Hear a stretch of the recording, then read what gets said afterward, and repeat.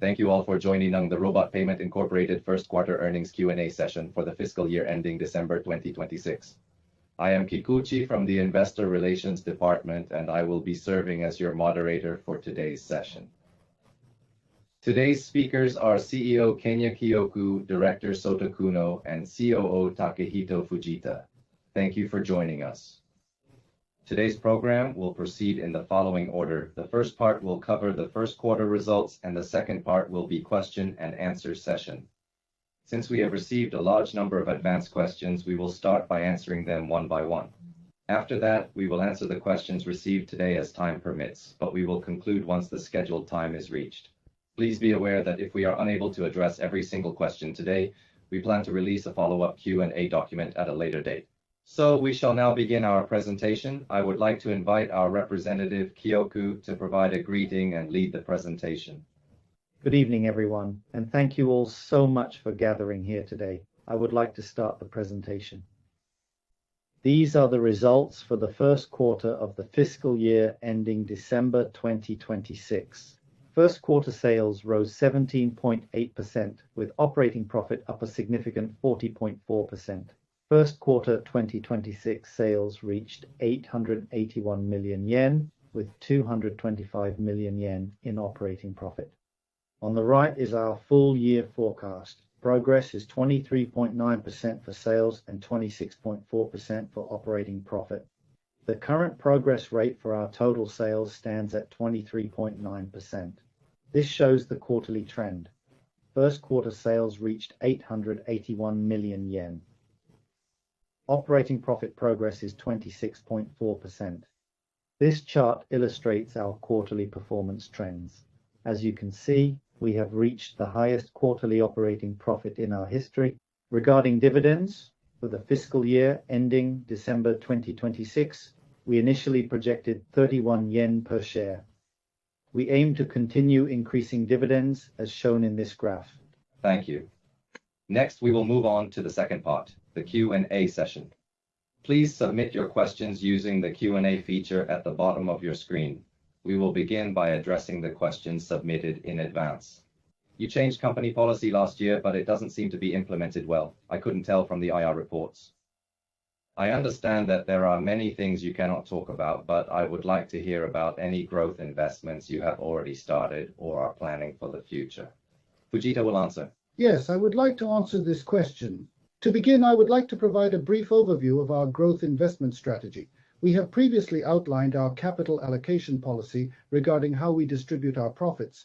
Within this framework, 15% is allocated to business investment, while we intend to utilize the 65% shown in the center of the diagram for mergers and acquisitions. To explain our investment return model again, this is not the type of business where investing 1 million yen will immediately result in 2 million yen of revenue. Because this business model is built upon the accumulation of many small contracts, it is not the type of model that will generate a significant impact on our sales during the very first year of investment. For that reason, it is quite difficult to interpret from our IR materials, and I am truly sorry for the concern this has caused you. In short, our new business is moving forward, and we are adapting existing operations to AI, so investments are proceeding. As shown in our December 2025 full year results, we are committed to launching Receivables Collection Robo, RBF, and Cross-Border Remittance DX this year, and we are investing in them.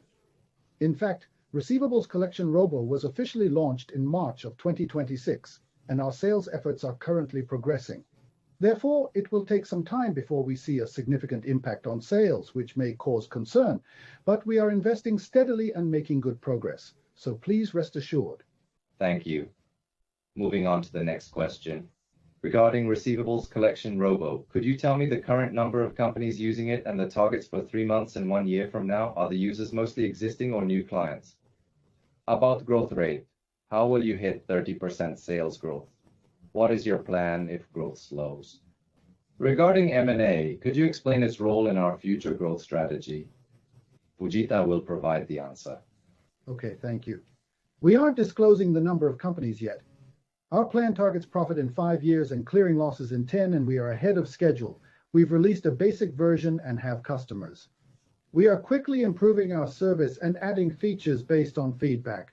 Once ready, we will accelerate sales and disclose our client numbers. Please look forward to it. For now, things are going well. A key reason for our steady progress is that we are successfully attracting a large number of new customers, meaning we are effectively growing our base from both new and existing clients. To put it another way, we are effectively addressing needs that lie outside our current customer base, while simultaneously generating synergies for our existing clients, which leads me to believe we have established a very favorable situation. Of course, there are still some features that are lacking, so we will continue to refine them and evolve our product in a way that aligns with clients' specific wishes and requests. Moving on to the growth rate, our current projection is that in Phase 1, each product will acquire customers, and then in Phase 2, we will see synergies develop between the products. Our model requires upfront investment, so 30% growth in Phase 1 risks a profit decrease on year-on-year basis. I mentioned receivables collection robo for existing clients because we are counting on Phase 2. In Phase 2, marketing costs drop, productivity rises, and customers are generated through cross-selling. However, sales resources are still required here. During the final Phase 3, our business model shifts to taking a small percentage of the gross merchandise value, which is the total amount handled on our platform, in exchange for the various services we will provide to our users. RBF, one of our 3 new ventures, is that service. Since our revenue depends on client funds, this launch will make our earnings jump.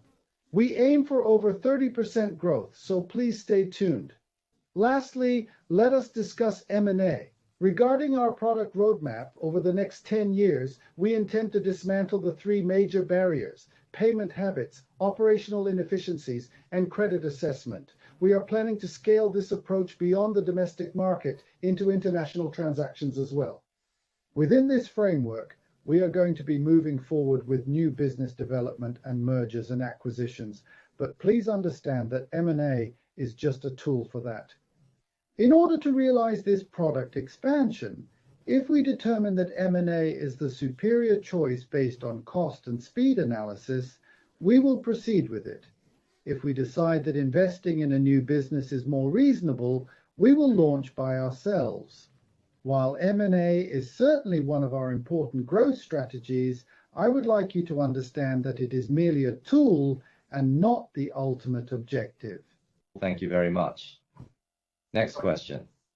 On profit strategy, what is your medium-term operating margin target? Going forward, will you prioritize profit margin improvement or sales growth? Kuno will be the one to provide the answer for you. Thank you for the question. First, the profit strategy. Our operating margin grew rapidly from 10% in 2023 to 17% in 2024 and 24% in 2025. Our long-term strategy focuses on maintaining profit growth while accelerating investment based on capital allocation policy to boost future sales. In long term, we aim for profit margins of 20 to 25%. As we implement this long-term strategy, we aim for a profit margin of around 20% initially, eventually exceeding 25%. We will work hard to generate profits, reinvest for growth, and boost shareholder returns all at once. Moving on, I would like to talk about our shareholder returns. Our business model is excellent, with high recurring revenue ensuring steady long-term growth. We prioritize sustainable returns through dividends, ensuring shareholders can easily foresee future earnings and hold our stock with confidence for the long term. However, we are also considering share buybacks depending on the stock price. As a matter of fact, in February of 2025, we carried out a share buyback amounting to more than 3% of our total outstanding shares. We recognize the importance of share buybacks alongside dividends, as well as the need to provide investors with peace of mind and positive recognition, so we always consider buybacks as an option for shareholder returns. Our dividend policy focuses on steady growth and higher payout ratios, increasing returns in line with net assets per our long-term strategy. Thanks. Next question. First quarter results are solid, profits are up, but did you spend costs as planned? If so, could I expect you will beat the forecast? Kuno will provide the answer for you. Thanks for asking. It's a great pleasure to be able to provide you with these materials. Regarding costs, while some advertising funds remained, we invested almost exactly as planned. As of this current moment, there are no changes to our earnings forecast. As I have mentioned every single year, this forecast represents our absolute minimum target, and we are going to work extremely hard to ensure that we exceed it. Thanks. Next question. For receivables collection robo, as you mentioned, several contracts are already secured. I have high expectations. Has the start exceeded expectations? Please share your thoughts on its growth. Fujita will answer. Thank you. I truly feel that the market potential for this is extremely high. Regarding future growth, we are currently considering whether we can move our current plans forward a little. I guess investors looking forward to seeing the sales impact. While it is not ideal for other existing businesses to decline, I intend to pursue growth by carefully planning our investments, cutting out waste, and tightening our belt where necessary while aggressively moving forward. Thank you so much for that. Now let us proceed to the next question.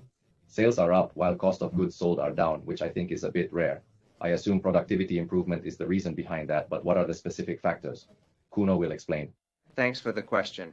The majority of the cost of goods sold comes from server expenses and software depreciation. As you can clearly see from the steady growth in our account numbers, our business is steadily and firmly expanding. We continue to process high volumes of traffic, invoices, and payments for a great many of our customers. As a result, our server expenses have seen a moderate increase in line with our business expansion. On the other hand, when it comes to depreciation expenses, because we have consistently applied conservative accounting practices, the value of our intangible software assets has decreased quite substantially. Accordingly, depreciation expenses have been gradually decreasing since the beginning of this year. This has become a major factor in the reduction of the cost of sales. Thank you very much. Moving on to the next question. President Kyoku, in the past you mentioned that you often check the board, but I don't think it is worthwhile. Please ignore anonymous comments from people who might not even be shareholders. Kyoku is going to provide the answer. I check the message board every day. I am not sure if they are shareholders, but I generally view these as being written by our shareholders. Shareholders are my bosses, so I value their input. I review every comment to improve our investor relations, and I truly enjoy the process. We received helpful feedback, shared it internally, and are using it for our IR work. Thanks. Next question. The profits for financial cloud business have seen a major increase. So could you please explain the factors behind this? And if we expect this growth to persist? Kuno will answer. We appreciate the question. Due to low figures last year, growth looks high. We expect steady, gradual gains ahead, despite some minor fluctuations. As for the factors involved, we have been reallocating our existing personnel toward new business ventures and actively hiring for new initiatives, while simultaneously managing to operate our existing businesses, including the financial cloud division, with essentially the same number of staff. By ensuring that our existing businesses continue to generate solid profits and reinvesting in their growth, we are effectively establishing a robust foundation that allows us to commit significant capital toward new business ventures and strategic mergers and acquisitions. Thank you. Next question. With the debt collection and billing management market growing over 30%, what are your key differentiators and target industries for success? Fujita will answer. Thank you. When we look at our business philosophy, our core strength is definitely in payments. Future receivables collection robo will integrate with billing management robo, as well as subscription pay. Our positioning as that payment system provider allows us to expand in a way that differs from standard SaaS or DX services, which is our clear strength and point of differentiation. Furthermore, we find ourselves in a situation where there is a clear synergy with that customer base. For example, receivables collection robo has needs not just in B2C, but also for B2B companies, so I feel it can integrate seamlessly. Specifically, in billing management, you can automate receivables through payment integration. Competitors offering collection services cannot automate this because they lack payment processing. We can use our debt collection robot for failed transfers or card payments, and since we handle payments, we can switch the method at the final stage. Therefore, instead of simply holding disparate products by integrating them, we ensure that we collect cash right until the very end. It is not merely about processing payments, but properly collecting the money, which serves as our clear differentiator. Also, our strength is holding payment data, which lets us offer more value. Thank you. Next question. Please explain the market outlook for receivables collection robo and cross-border remittance DX and their synergy with our existing subscription and billing tools. This is Fujita responding to your inquiry. Since I have already answered your question regarding the synergies, I would like to focus my explanation on the market size. First, receivables collection robo market. As put in our financial presentation material, it is growing fast. With a shrinking population, we expect demand to rise. A 32.6% growth rate is impressive, and I see great potential for us as a player in this market. Cross-border remittance DX market is also put in the same material. With a 28.4% CAGR, we can compete here and plan to win. Thank you very much for your time. That concludes all the questions we received in advance. We will now proceed to answer the questions that were submitted today. Your company is seeing steady organic growth, and it seems there is plenty of room to grow just by investing in existing businesses. Regarding M&A, we hope you will carefully select targets that contribute to better capital efficiency and shareholder value, rather than prioritizing scale at any cost. Are M&A deals held to higher hurdle rates than internal investments? Also, what is your stance on skipping M&A if no good deals exist? Okuno will provide the answer. Thank you for your question. You are quite right that any actions must contribute to better capital efficiency or shareholder value. For us, M&A is not an end in itself. As you noted, increasing shareholder value is our sole objective. We are fully aware of this and keep it in mind as we source, evaluate, and consider new deals every day. Regarding investment decisions, as a primary framework, we have established investment decision standard with defined payback period within our long-term management strategy announced on October 10, 2025. When it comes to our various initiatives, including existing businesses, new ventures, mergers and acquisitions, and corporate venture capital, we have specific criteria for making investment decisions. The fundamental rules are consistent, and we have set appropriate payback periods for all new ventures, existing businesses, and M&A activities.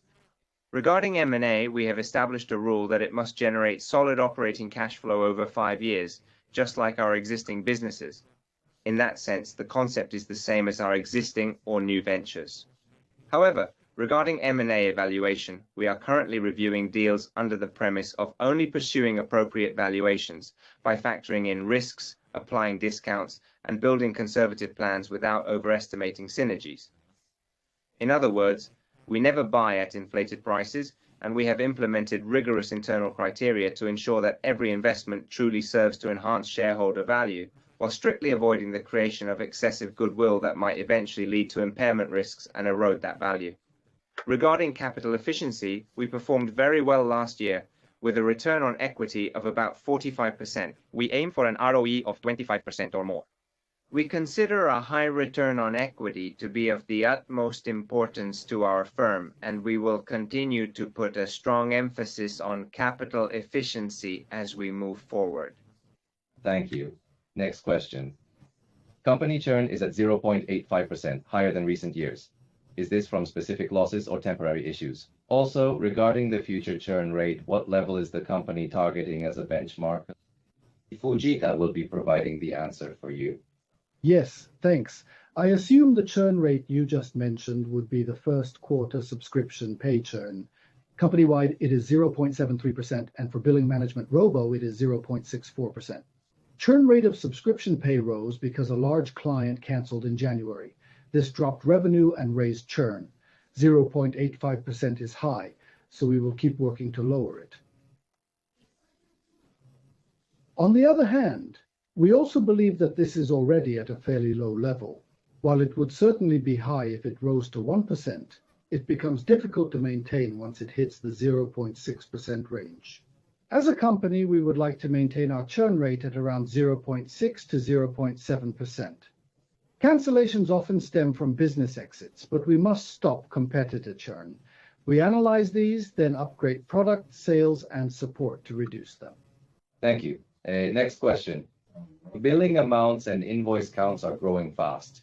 On the other hand, the sales growth rate appears slower, so how will you convert the increase in usage into higher average revenue per user and sales growth? Fujita will provide the answer for you.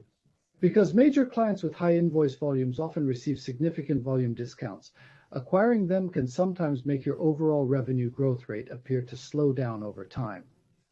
On the other hand, because the number of units sold and our total revenue are roughly proportional, we remain committed to our policy of growing both of these metrics.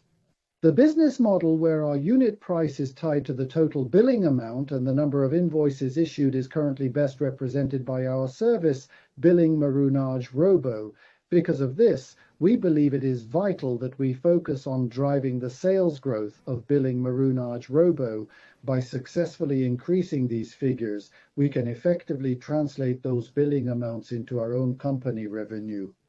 To make this happen, we are committed to providing our customers with value that is truly commensurate with those costs. Thank you. Next question. Subscription pay and billing management robo show higher unit prices. What is the potential for future ARPA growth? Which factor will drive future average revenue growth most? New feature pricing, usage-based billing, or plan upgrades? Fujita will be providing the answer for you. Thank you. If we break down the customer unit price, we see that MRR consists of both fixed and usage-based fees, and we believe the usage-based portion has the most significant impact. As our clients' businesses expand, they naturally use our products more, meaning higher payment volumes for subscription pay, more invoices for billing management robo, and more collections for receivables collection robo.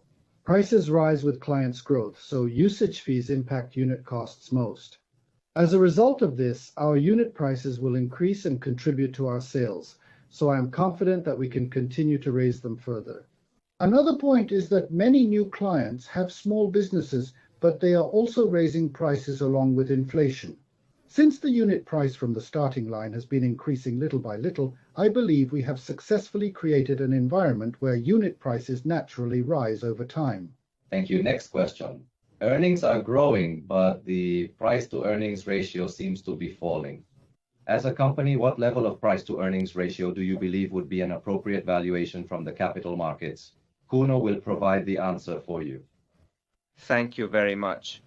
I believe it is rather difficult to determine exactly where the appropriate price to earnings ratio level should be. On the other hand, our current price to earnings ratio is under 20, which is quite frustrating, and we feel we must work harder to meet your expectations. I believe we must become a company valued at a price to earnings ratio of at least 25 to 30 times. As we put in long-term management strategy, we must become a company that excites you, grows fast, and investors build confidence in our future stock and performance. Some say higher PER is better, but we aim to return to that level first, then go beyond. Thanks. Next question. I am sorry for asking such a vague question, but what would you say are the primary challenges facing your company right now? Fujita is answering. Thank you. Frankly speaking, it really comes down to the human resources. For instance, when starting a new venture, you absolutely need passionate staff who want to change the industry, contribute to society, and boost sales performance. Of course, we are going to keep putting in our best efforts across various areas like coaching and recruitment, but the energy that comes from people will always be the most powerful force. Regardless of how pervasive artificial intelligence becomes, it will always be human beings who operate and move it forward. How many truly talented individuals and dedicated partners can we gather? Can we leverage that team's high productivity and our shared passion to change the world to drive our sales growth? That is a challenge now, and will likely remain in the future as well. Thank you. Next question. Do you see the phasing out of paper promissory notes and checks as a positive trend? Could we potentially see a surge in demand as the deadline approaches? Fujita will provide the answer. Thank you.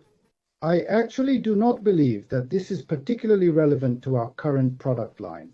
On the other hand, this area involves factoring, and since notes have long payment cycles, cash flow issues arise. Laws are involved, but I am watching this as I see a business opportunity for us here. I really want to provide some kind of service here as well. So instead of viewing this as a last-minute rush, please understand that we are simply looking to provide a product as the market takes a new form. Therefore, While I cannot say for certain if this is a tailwind, we are actively working to ensure it becomes one. Thanks. As is our usual request, we continue to actively engage and communicate with all of you through our email newsletter and our official Line account. Our Line account specifically allows for very active information exchange, so we would be delighted if you could register. Finally, our representative Kyoku will offer some closing remarks. Thank you very much for staying with us until such a late hour today. The first quarter has just ended, but we will strive to improve for the second and third quarters. Especially regarding IR, we have analyzed it from various angles, and I believe it will be interesting content. I hope to share this at the next earnings call. We have a variety of other projects currently in development, so I hope you will look forward to what is coming next. Thanks for watching today. Please help spread the word about robot payment. We look forward to working with you. Thank you for today.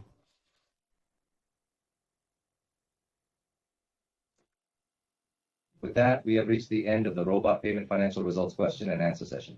We would like to express our sincere gratitude for your participation today. Thank you very much for joining us.